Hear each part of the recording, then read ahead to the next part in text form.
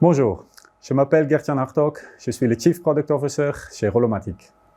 Dans cette vidéo, je vais vous expliquer quelques nouveautés qu'on a ajoutées dans notre software VirtueGrind Pro version 1.33. Dans la toute nouvelle version de VirtueGrind Pro, la version 1.33, on a quelques nouveautés par rapport à la simulation et l'animation machine que j'aimerais vous montrer. Pour faire cela, j'ai préparé un mesh qui est assez long, avec un spire de 120 mm que j'ai simulé ici. Quand on arrive sur la page simulation, on voit tout de suite qu'il y a un nouveau icône, et quand on appuie sur cette icône, on voit qu'il y a un deuxième écran qui s'ouvre, une deuxième fenêtre, je devrais dire. Cette deuxième fenêtre permet d'avoir la simulation et l'animation machine sur un deuxième écran pour qu'on puisse changer le design de l'outil et voir la simulation tout de suite après. Ce qui peut être très utile, surtout quand on est en train de programmer et puis on a deux écrans. Si je ferme la fenêtre, tout de suite on voit que la page simulation est de nouveau de retour dans VirtueGrind Pro.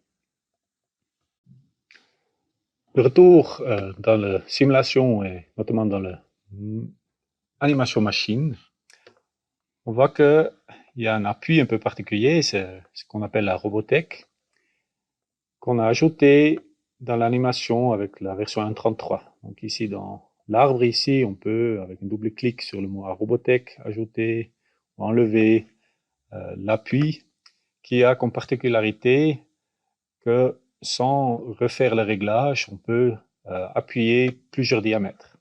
Si je regarde ici dans la configuration, dans le type d'appui, on voit qu'il y a 3 versions pour la Robotech.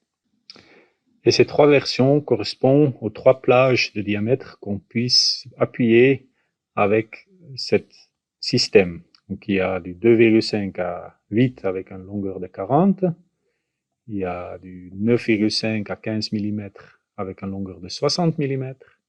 Et puis celui qu'on a besoin pour cette mèche ici, donc un plage de diamètre de 5 à 10,5 mm avec une longueur de 50 mm.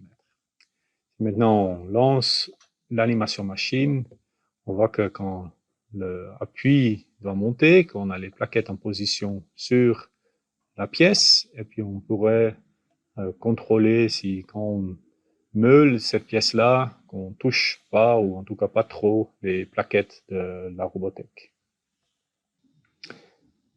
La deuxième nouveauté que je voulais vous montrer dans l'animation machine, c'est l'ajout de l'appareil laser qu'on a maintenant disponible pour nos GrindSmart 530, 630 et 830 XV.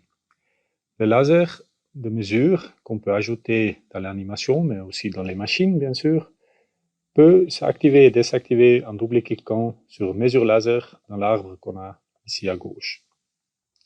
Cette laser permet de mesurer le diamètre des pièces meulées, donc les fraises, et puis de pouvoir corriger en automatique, donc en production, le diamètre de vos outils pour rester dans une bande de tolérance très serrée.